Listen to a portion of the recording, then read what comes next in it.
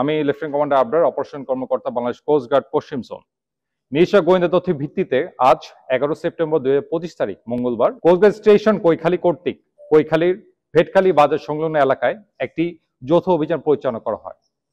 অভিযানের সময় কোস্টগার্ডে উপস্থিত টের পেয়ে অস্ত্র ব্যবসায়ী বনের ভিতরে পালানোর চেষ্টা করলে আভিযানিক দল ধাওয়া করে একটি একনলা বন্দুক সহ দুর্ধর্ষ সন্ত্রাসী, মানব পাচারকারী এবং ভারত থেকে অস্ত্র মাদক চোরাচালানকারী মামুন কয়েলকে আটক করে। পরবর্তীতে প্রাথমিক জিজ্ঞাসাবাদে তার দেওয়া তথ্যের ভিত্তিতে কৈখালীর শ্যামনগর থানাধীন বয়াসিং সংলগ্ন এলাকায় একটি বিশেষ অভিযান পরিচালনা করা হয় এবং খালের পাশে পুঁতে রাখা অবস্থায় একটি বিদেশি 9mm পিস্তল, একটি 1 শুটার গান, 8 রাউন্ড তাজা কার্তুজ উদ্ধার করা হয়। এছাড়াও বিজিবি সহায়তায় তার বাড়িতে অভিযান চালালে আমরা ভারতীয় 20 বোতল ফেসিল উদ্ধার করি। জব্দকৃত অস্ত্র, গোলা বারুদ, মাদক এবং আটককৃত ব্যক্তির বিরুদ্ধে পরবর্তী আইন গ্রহণের কার্যক্রম প্রক্রিয়াধীন রয়েছে।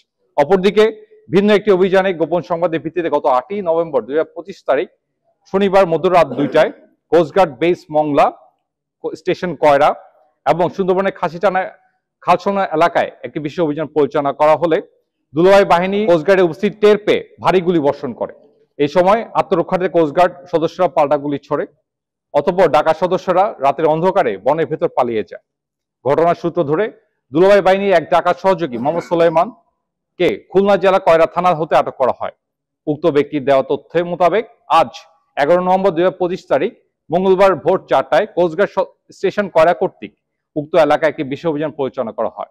অভিযানে কোস্টগার্ড একটি একনলা বন্দুক, 10 রাউন্ড তাজা কার্তুজ, 26 রাউন্ড ফাঁকা কার্তুজ, 40টি চকলেট বোমা, 30টি মোবাইল, একটি বাইনোকুলার, একটি ওয়াকিটকি, 4টি দেশীয় অস্ত্র ও 20 গ্রাম গাঁজা সহ জব্দ করা হয়। জিজ্ঞাসাবাদে জানা যায় সে দীর্ঘদিন যাবৎ এই দুলাভাই বাহিনীর সঙ্গে ডাকাত দলকে অস্ত্র, গোলা বারুদ সরবরাহ এবং অন্যান্য লজিস্টিক সাপ্লাই দিয়ে আসছিল।